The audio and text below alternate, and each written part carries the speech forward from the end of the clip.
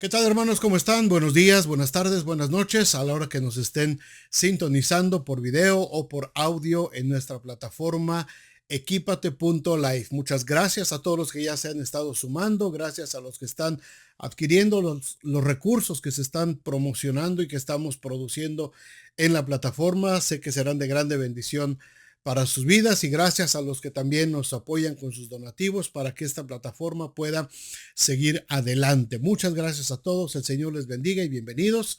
Vamos a continuar con nuestra serie de predicaciones sobre el capítulo 2 de Hebreos. Hemos estado hablando acerca de este tema tan importante, hermanos, para la vida cristiana, que el escritor de Hebreos nos pide y nos recomienda y nos exhorta, ¿verdad?, a que atendamos con diligencia todas estas cosas que hemos escuchado, es decir, la sana doctrina, las enseñanzas de los apóstoles, las enseñanzas de Jesús, porque en el mundo hay muchas ideologías que quieren desviarnos y estamos muy susceptibles de deslizarnos poco a poquito hacia corrientes de pensamiento que no corresponden a la palabra de Dios. Por eso el escritor de Hebreos nos anima a que pongamos mucha atención en estos temas. Hemos estado hablando acerca de este capítulo 2 de Hebreos, donde encontramos cuatro temas esenciales. Hay muchos más, por supuesto, pero estamos hablando de cuatro temas que nos van a ayudar a formar una base sólida de nuestra fe como hijos de Dios. Hablamos en primer lugar acerca de la responsabilidad de no descuidar una salvación tan grande. Tuvimos que aprender de qué se trata esa salvación también. Hablamos también en segundo lugar de que todas las cosas han sido sujetadas a Jesús, aunque pareciera por lo que vemos en el mundo que todo está fuera de control y que todo está, no está sujeto al Señor Jesús. Dios tiene control, hermanos, de nuestras vidas.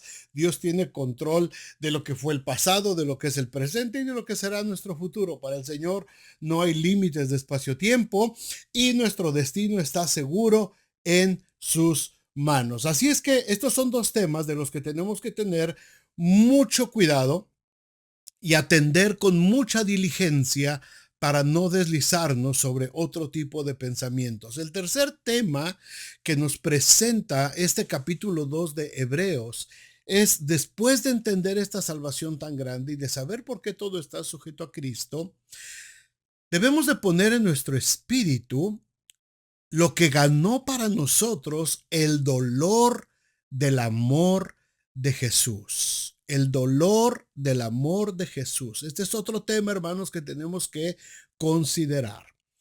Si no ponemos toda nuestra atención a estos grandes temas de la doctrina cristiana, hermanos, estamos en gran riesgo de deslizarnos de la verdad, deslizarnos de formar una verdadera convicción en nuestro espíritu y de convertirnos en cristianos arrastrados por todo viento de doctrina, como dice Santiago. A todos nos gusta oír hablar del amor de Dios. Nos gustan los versículos que hablan de ese gran amor. De hecho, el versículo más popular de toda la Biblia seguramente es Juan 3:16, ¿verdad? Porque de tal manera amó Dios al mundo. Sabemos que todo lo que Dios ha hecho por nosotros ha sido por amor y que Él nos mandó a amar también de la misma manera a la gente que nos rodea. Este es el tema central de la Biblia, el amor de Dios. Sin embargo, para poder llegar a la manifestación plena del amor de Dios hay un camino de dolor por el que Jesucristo y el mismo Dios tuvieron que transitar. Y aún muchos de nosotros, hermanos, hemos transitado por un camino de dolor antes de llegar a conocer la plenitud de Cristo. Como seres humanos, nuestro concepto del amor es muy diferente al de Dios. Nuestro concepto de amor es más basado en emociones, muchas veces emociones muy egoístas, dirigidas solamente a satisfacer lo que nosotros queremos sentir. Como humanos, nuestro amor es mayormente condicional. Amamos a alguien mientras nos haga sentir algo especial. Una vez que dejamos de sentir, dejamos de amar. Pero ese es un amor totalmente humano y carnal, muy condicional y totalmente emocional.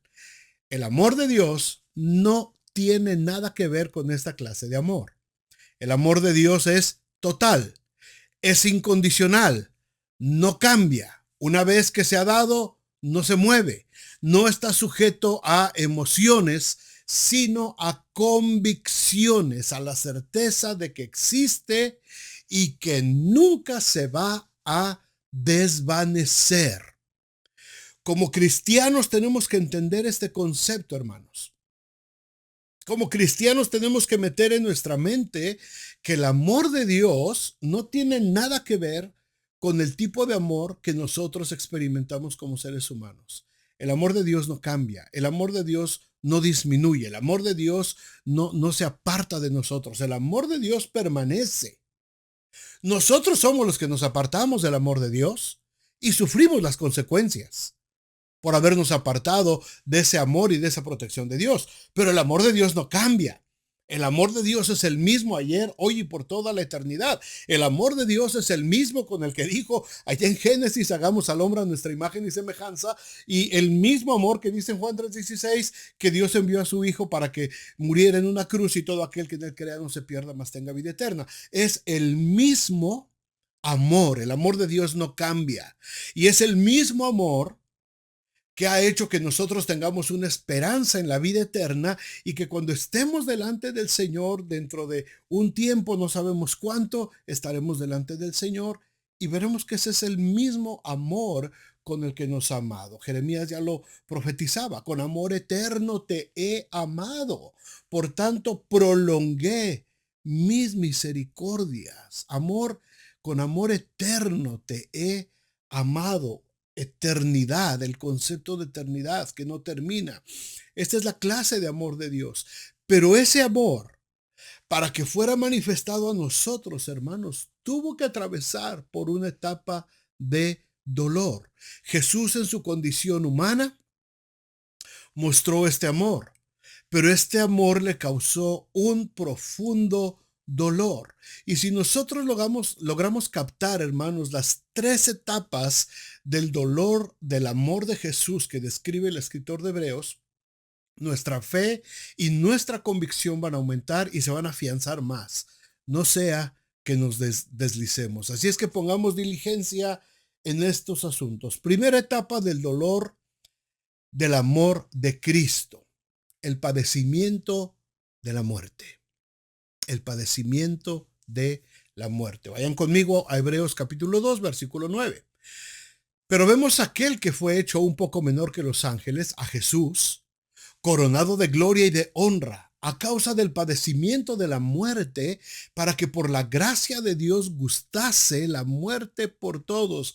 Gustase la muerte por todos. Aquí tenemos que entender este concepto, hermanos, muy, muy importante.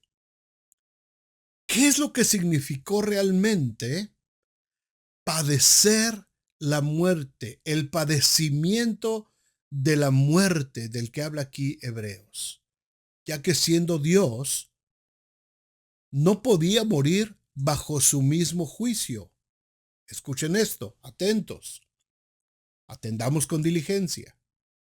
Siendo Dios, él no podía morir bajo su mismo juicio. Dios no podía estar sujeto a la misma condena que le dio al hombre en el huerto del Edén a causa del pecado. El pecado le iba a traer la muerte, ¿verdad? Génesis 3:19 dice: con el sudor de tu rostro comerás el pan hasta que vuelvas a la tierra. Ahí está la condena de muerte, porque de ella fuiste tomado, pues polvo eres y al polvo volverás. Tenías que morir a causa del pecado. Como Dios en su divinidad no podía ser sujeto a muerte, entonces tuvo que tomar forma de hombre, como dice Juan 1:14, y aquel verbo fue hecho carne y habitó entre nosotros y vimos su gloria, gloria como del unigénito del Padre, lleno de gracia y de verdad. Siendo Dios no podía morir. Así es que tuvo que haber sido hecho carne, con todos los sentidos de un ser humano. Desde su misma gestación en el vientre de una mujer llamada María, fue concebido y desarrollado como todo ser humano. Pasó por todas las etapas del desarrollo humano y en su condición de ser humano llegó hasta el momento de su muerte física. Pablo describe este proceso de manera especial en Filipenses capítulo 2, versículo 5 en adelante. Allá pues en vosotros este sentir que hubo también en Cristo Jesús, el cual siendo en forma de Dios, no estimó el ser igual a Dios como cosa que aferrarse, sino que se despojó a sí mismo, tomando forma de siervo, hecho semejante a los hombres, y estando en la condición de hombre, se humilló a sí mismo, haciéndose obediente hasta la muerte y muerte de cruz. Se despojó a sí mismo, se negó a sí mismo, renunció a su divinidad, a sus atributos como Dios, a su inmortalidad, y como cualquier ser humano pecador, pero sin haber cometido pecado, tenía que padecer la muerte. Pero Juan 3:16 dice que fue un acto de amor, ¿verdad? Fue un acto de amor, de tal manera amó Dios al mundo, hermanos. Pero para que el acto de amor más maravilloso pudiera darse, tuvo que haber primero un camino de dolor, un camino de rechazo, un camino de acusaciones, un camino lleno de traiciones, de intrigas, de mentiras sobre él. Mientras más amor daba Jesús, más dolor le producía el ver nuestra indiferencia, nuestro rechazo, hasta llegar a padecer la misma muerte. Había un canto antiguo que decía en una de sus estrofas: pero miles le pidieron pan cuando los multiplicó. Y mientras los milagros fluían de él, le proclamaban su ansiado rey. Pero nadie le quiso, a nadie le importó. Solo se burlaban al estar ante su cruz. Y la sangre que brotaba por el pecador, a nadie le importó. El dolor del padecimiento de la muerte de Jesús. Para que haya amor, tiene que haber dolor. El amor verdadero, el amor que proviene de Dios, tuvo que pasar por un camino de dolor. Entendamos esto, hermanos. Entendamos esto. Atendamos con diligencia este concepto, por favor. Este concepto. Y van a ver ahorita más adelante en las siguientes razones. Porque sin embargo dice este versículo de Hebreos, que a causa de haber padecido la muerte fue coronado de honra y de gloria. Porque en el auténtico amor que proviene de haber sido probado por el dolor, hay más honra que en el amor imperfecto y egoísta al que hemos estado acostumbrados como seres humanos. Juan 15:13 dice: nadie tiene mayor amor que este, que uno ponga su vida por sus amigos. Hermano, piensa en esta calidad de amor, en esta dimensión del amor. Nadie tiene mayor amor que este, que uno ponga su vida por sus amigos. ¿Cuántos estaríamos dispuestos de nosotros a dar nuestra vida a través de un camino de dolor por salvar a nuestros amigos? Sin duda, en el mundo hay muchas historias de heroísmo y de gente que, sin importar su propia vida, se arriesgó para salvar a gente y fue muy loable y muy hermoso. Y ese dolor, ese camino de muerte, produce honra. Produce honra. Es gente a la que se le reconoce, gente a la que se le rinde honor, gente a la que se le reconoce su familia, se le dan tributos. ¿Por qué? Porque cuando hay un motivo de amor que ha venido a través del padecimiento, del dolor, produce honra. El amor imperfecto de nosotros no produce ese tipo de honra. Jesús sufrió, hermanos, la muerte por nosotros. No significa que haya sido algo placentero. Dice aquí, gustó la muerte por nosotros, dice Hebreos. No significa que le dio gusto, o que sea que por ser Dios neutralizó el dolor. Todo lo contrario. Al haberse despojado de sí mismo, sufrió cada golpe que le fue llevando a la muerte, para que nosotros, para que tú y yo pudiéramos tener la vida eterna. Ese es el tipo de amor de Dios. Ese es el proceso del amor. Ese es el camino, el padecimiento de la muerte por amor. Produce dolor. Hay dolor cuando hay un verdadero amor. Otra etapa del dolor del amor de Jesús que vemos en estos pasajes es que a través de ese proceso, hermanos, hubo perfección por medio de las aflicciones. Perfección por medio de las aflicciones. Atendamos con diligencia. Las aflicciones producen perfección. Versículo 10 del capítulo 2 de Hebreos. Porque convenía aquel por cuya causa son todas las cosas y por quien todas las cosas subsisten, que habiendo de llevar muchos hijos a la gloria, a todos nosotros, perfeccionase por aflicciones al autor de la salvación de ellos. No solamente, hermanos, no solamente el dolor del amor de Jesús por nosotros le llevó a la muerte, sino que a través de ese proceso dice que fue perfeccionado. Ojo, no significa esto que no hubiera sido perfecto Jesús o que fuera pecador. El propósito de las aflicciones de Cristo era perfeccionarnos a nosotros. ¿Por qué? Porque Él mismo tenía que recorrer el mismo camino que nosotros íbamos a recorrer.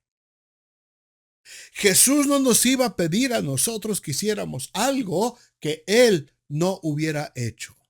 Jesús nos iba a pedir a nosotros que corriéramos por un camino o que enfrentáramos pruebas que Él mismo no hubiera experimentado. Por eso dice Hebreos más adelante que tenemos un sumo sacerdote, y lo vamos a ver la próxima semana, ¿verdad? Que puede compadecerse de nosotros. ¿Por qué? Porque Él vivió todo lo que nosotros vivimos, porque Él experimentó todo lo que nosotros experimentamos, porque Él a través de todo eso aprendió la perfección, fue perfeccionado. No que no fuera perfecto como Dios, sino que tenía que perfeccionar ese camino primero en Él para que nosotros pudiéramos caminar detrás de Él. Así es que, hermanos, cuando vemos el dolor del amor de Cristo que tuvo que enfrentar, fue para que nosotros fuéramos perfeccionados a través de Él.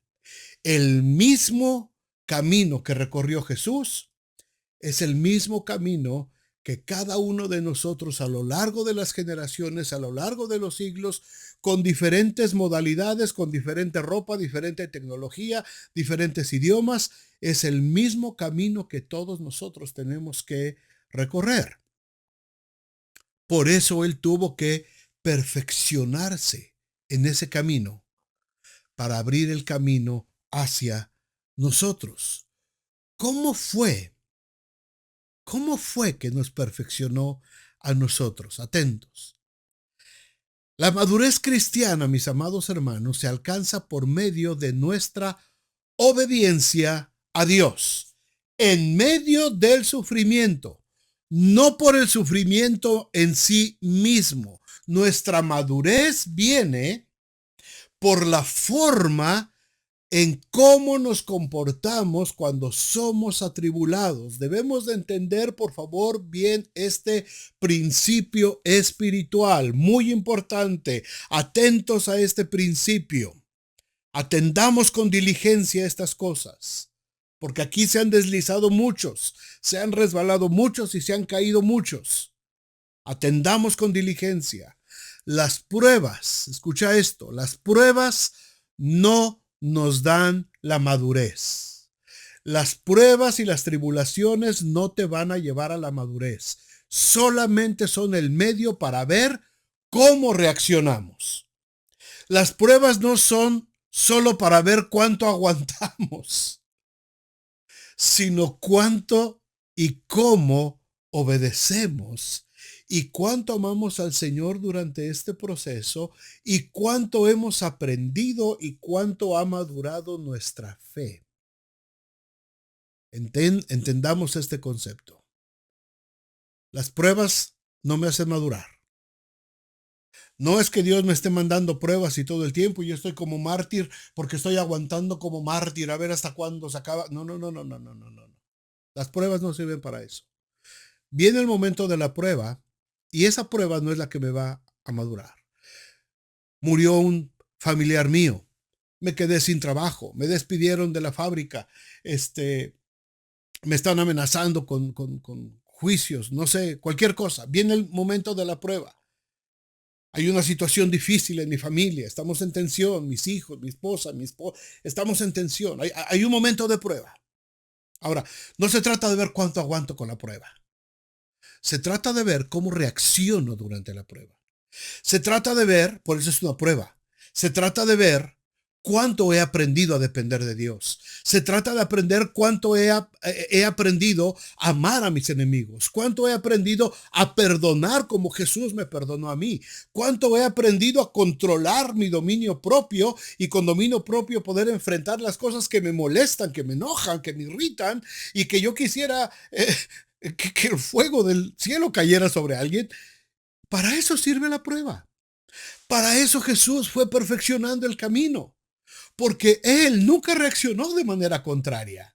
Cuando el diablo vino en persona a quererle destruir en el desierto, Jesús reaccionaba no ante la amenaza, no ante la prueba, no ante la provocación de Satanás, sino él reaccionaba de acuerdo a lo que él tenía en su espíritu, que era la palabra de Dios. Escrito está.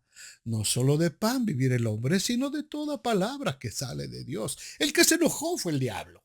El que se molestó fue el diablo. Jesús estaba en su tiempo de comunión, de ayuno, de búsqueda, de intimidad con su Padre. Y nuevamente viene la prueba. Y mira que si me adoras, yo te voy a dar. Al Señor tu Dios adorarás y a Él solo servirás. No es la prueba, hermano. Es lo que hay dentro de ti. Es cómo reaccionas a la prueba. Las pruebas no nos dan la madurez. La prueba solamente nos hace reflejar lo que hay dentro de nosotros. El sufrimiento que Jesús experimentó, el padecimiento que le llevó a la cruz, fue resultado directo de su obediencia a la voluntad de Dios. El curso del sistema del mundo se opone directamente al reino de Dios. Por lo tanto, cuando obedecemos a Dios, nos movemos en contra de la corriente. Cuando decides obedecer a Dios, te conviertes en enemigo del mundo. Jesús, estando en Getsemaní, dijo: Señor, si quieres que pase de mí esta copa, pero no se haga como yo quiero, sino hágase tu voluntad. Y cualquiera que se convierte en amigo de este mundo, se convierte en enemigo de Dios.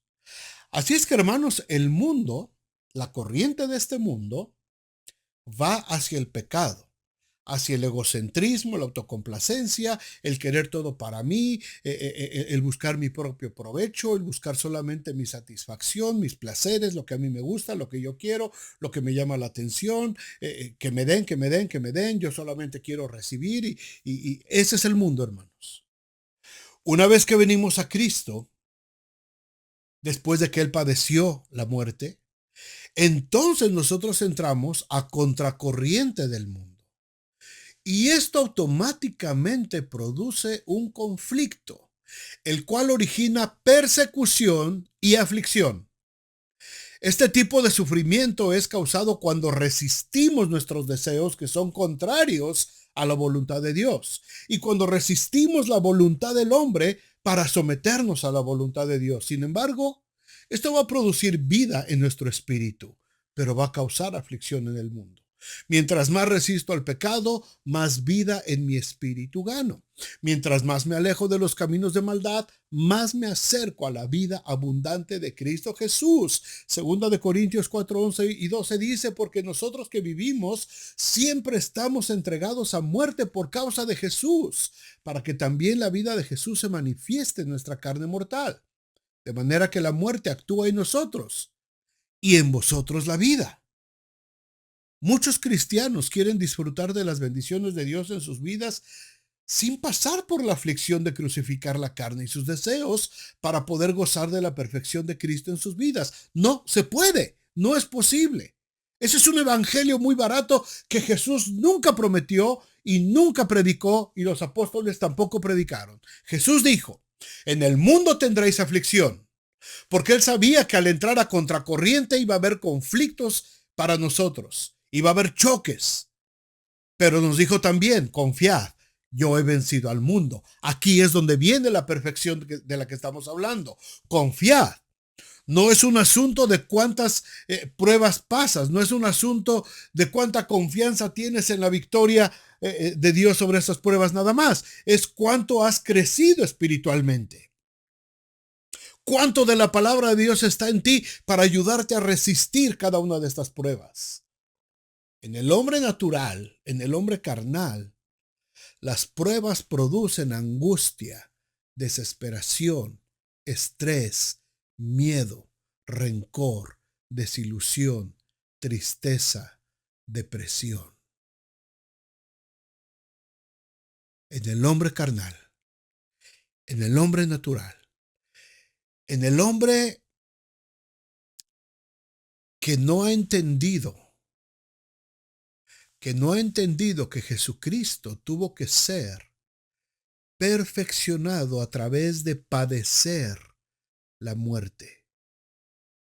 El dolor de la muerte de Jesús me perfeccionó a mí.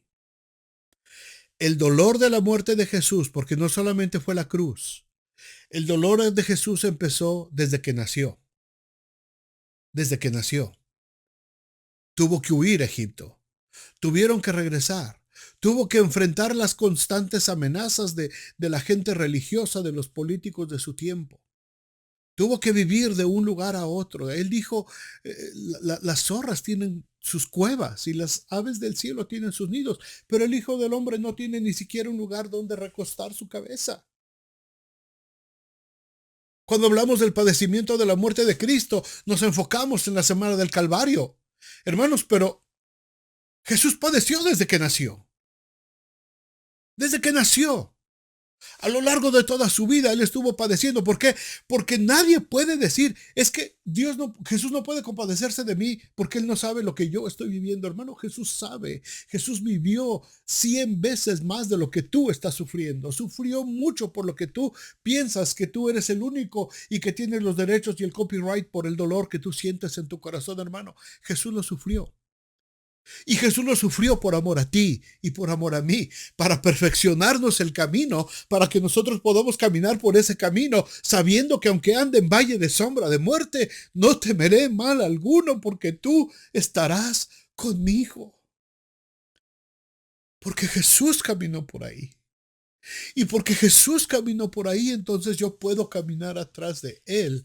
Por eso tuvo que ser perfeccionado. No porque no fuera perfecto él como hijo de Dios. Por supuesto que era perfecto. Los imperfectos éramos nosotros. Los que teníamos que ser perfeccionados éramos nosotros. Y él tuvo que caminar ese camino para darnos esa perfección que necesitábamos. Pero en el cristiano espiritual, hermanos, cada prueba nos va refinando en nuestro interior, aunque el exterior se desgasta. Pablo lo dice en 2 de Corintios 4:16, por tanto no desmayamos. Antes, aunque nuestro hombre exterior se va desgastando, el interior no obstante se renueva de día en día, porque esta leve tribulación momentánea produce en nosotros un cada vez más excelente y eterno peso de gloria, no mirando nosotros las cosas que se ven, sino las que no se ven. Pues las cosas que se ven son temporales, pero las que no se ven son eternas. Hermanos, No se trata de ser masoquistas o de permanecer estoicos ante el sufrimiento, las pruebas y el dolor, o como le llama Pablo aquí, esta leve tribulación momentánea. No es lo que nos hace crecer, sino el no mirar las cosas que se ven, sino las que no se ven, las que son eternas. Eso es lo que nos da el crecimiento. Eso es lo que nos hace crecer en Cristo. De esa manera somos perfeccionados a través del dolor del amor de Cristo. Pero el dolor del amor de Jesús no solamente produjo nuestra muerte al pecado y nuestra perfección espiritual. También el dolor del amor de Cristo Jesús produjo nuestra santidad. Hebreos 2:11 dice, porque el que santifica y los que son santificados, de uno son todos, por lo cual no se avergüenza de llamarlos hermanos. Nos santificó, es decir, nos apartó, nos separó del mundo para ser ovejas de su prado. El castigo de nuestra paz fue sobre él y por sus llagas fuimos curados, dice Isaías. De esa manera nos separó y nos predestinó para obedecer, no para disfrutar del mundo y prosperar. Eso puede venir, por supuesto, la bendición de Dios, pero el tremendo dolor que Jesús experimentó, hermanos, al darnos su amor, fue para santificarnos.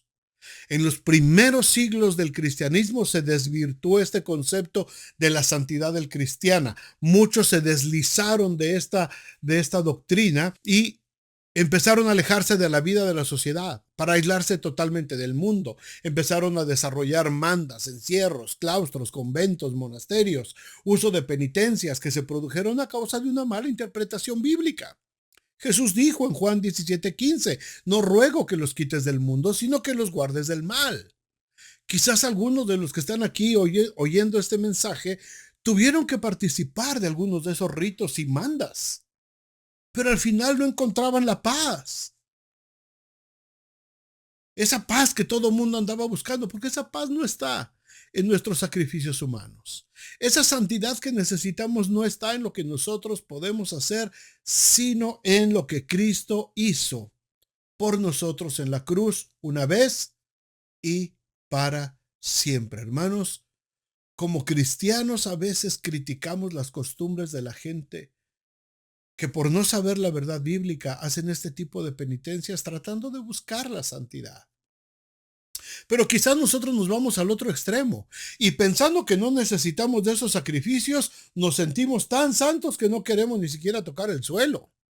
O pensamos que porque ya somos salvos podemos hacer lo que nos dé la gana. La salvación, hermanos, no es una carta abierta para pecar, no es así.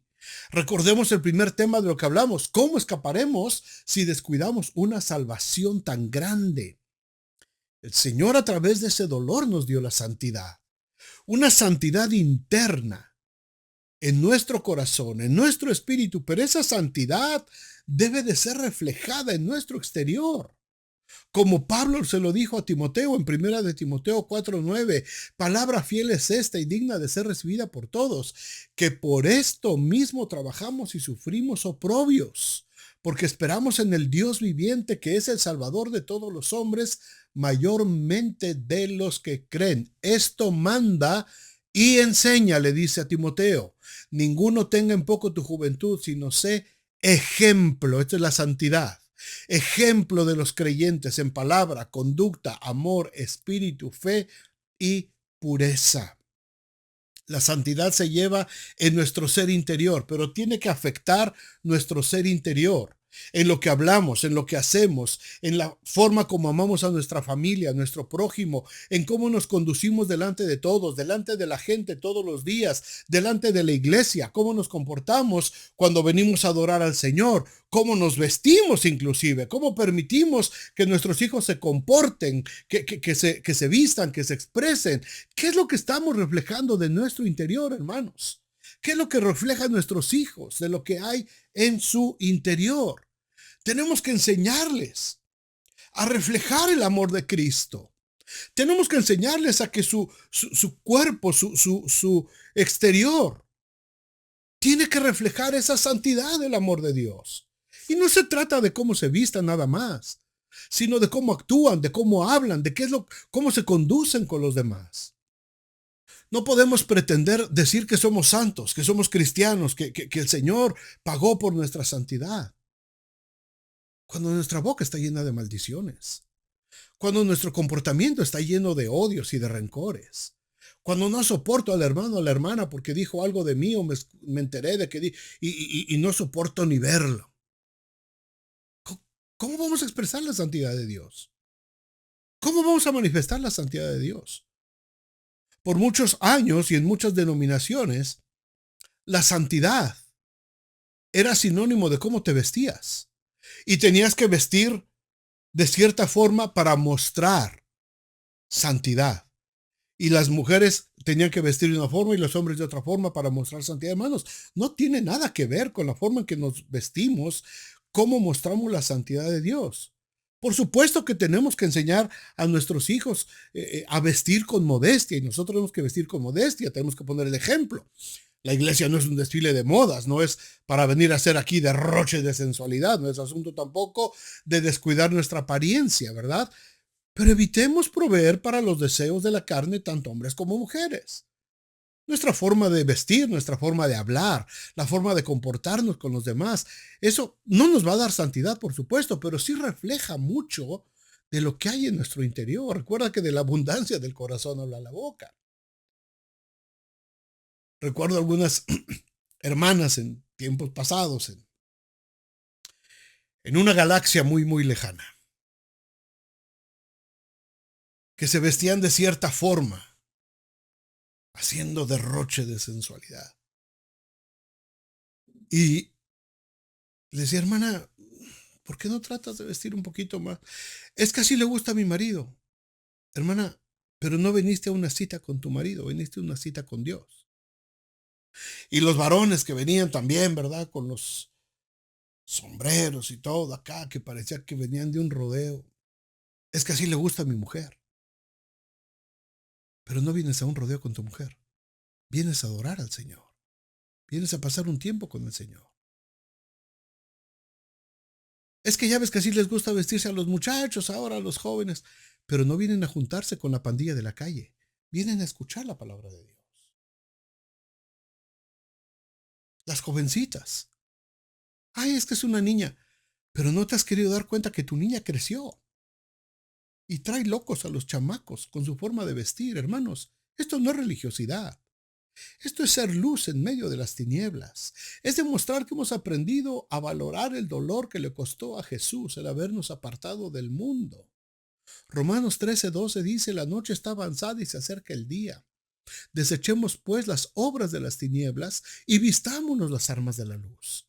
Andemos como de día, honestamente, no en glotonerías y borracheras, no en lujurias y lascivias, no en contiendas y envidia, sino vestidos del Señor Jesucristo y no proveáis para los deseos de la carne. Hebreos 2:9. Pero pero vemos a aquel que fue hecho un poco menor que los ángeles, a Jesús, coronado de gloria y de honra a causa del padecimiento de la muerte, para que por la gracia de Dios gustase la muerte por todos. El amor de Jesús tuvo que pasar primero por mucho dolor hasta llegar a la muerte, para perfeccionarnos y para santificarnos. No fue, hermanos, un amor como nosotros lo entendemos. Fue un amor totalmente incondicional. Si logramos poner esta palabra en nuestro espíritu, apreciaremos más lo que hizo Cristo por nosotros en la cruz y evitaremos de esa manera deslizarnos hacia la corriente de este mundo. El mundo quiere ver en este tiempo el amor como algo universal que le es dado al hombre mostrar.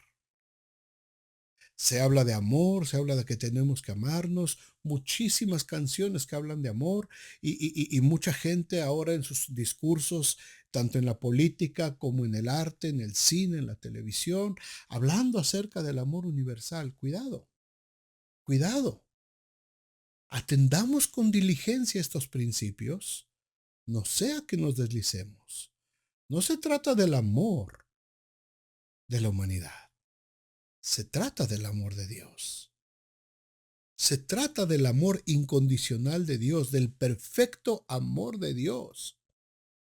Cuando entras en esa corriente de amor de Dios, el mundo va a venir en tu contra. El mundo te va a atacar, el mundo te va a causar tribulación y aflicción, pero confiad, yo he vencido al mundo. Jesús fue perfeccionado en ese amor. Jesús fue perfeccionado para que nosotros pudiéramos transitar por ese camino y poder salir victoriosos en cada una de las pruebas que nos van a ser puestas a lo largo de nuestra vida, desde que aceptamos a Cristo, desde que nacemos en Cristo Jesús, hasta que estemos delante de la presencia del Señor. Por eso Pablo dice en Filipenses 2:9, por lo cual Dios también le exaltó hasta lo sumo a Cristo y le dio un nombre que es sobre todo nombre, para que en el nombre de Jesús se doble toda rodilla de los que están en los cielos y en la tierra y aún debajo de la tierra. Y toda lengua confiese que Jesucristo es el Señor, para gloria de Dios Padre. Hermanos, es necesario que atendamos con diligencia esta palabra. No sea que nos deslicemos. No sea que nos deslicemos y después sea demasiado tarde. El amor de Dios le causó dolor. Entiende este principio. Ese amor del que estamos disfrutando ahora nosotros, ese amor del que nos gozamos, ese amor al que cantamos y adoramos y alabamos y levantamos nuestras manos, ese amor vino a través del dolor. Así es que tenemos que experimentar, hermanos, esa calidad de amor. Muchos han dudado del amor de Dios. Yo he escuchado a muchísima gente decir, es que Dios no me ama a mí. Es que Dios dejó de amarme. Es que Dios se olvidó de mí y Dios ya no me ama. Cuidado, cuidado. Atiende con diligencia esto, porque te estás deslizando. Te estás deslizando a un mundo muy peligroso, muy peligroso. El amor de Dios ahí está. El que habita al abrigo del Altísimo morará bajo la sombra del Omnipotente. El que habita, el que hace su habitación, el que hace su forma de vida vivir bajo la sombra del Altísimo. Pero aquellos que han decidido como el hijo pródigo, dame la parte de la herencia que me corresponde, y se salen de esa protección divina, van a sufrir terribles consecuencias, hermanos. Van a sufrir terribles consecuencias.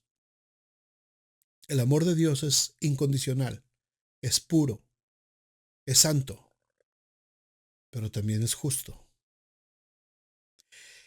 Y lo que costó el amor de Dios para darnos a nosotros vida y vida en abundancia, no fue un chiste, no fue cualquier cosa. Fue el sufrimiento del Hijo de Dios desde el día que nació hasta que murió, hasta que fue cruelmente crucificado y maltratado, y hasta que la última gota de sangre fue derramada sobre esa cruz. Eso costó el amor de Dios. Eso costó el padecimiento de la muerte de Cristo, para que por su muerte gustase. Qué terrible.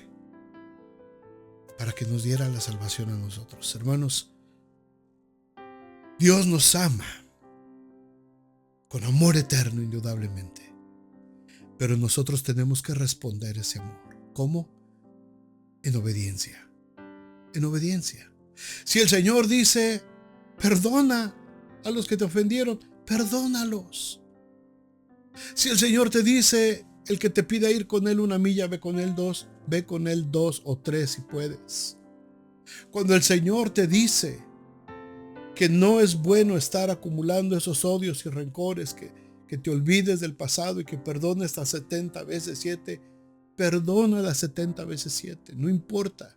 Si el Señor dice que Él ha cambiado tu luto por un manto de alegría, hermano, tira la capa de luto, suéltala en el nombre de Jesús y cúbrete del óleo de gozo del Señor.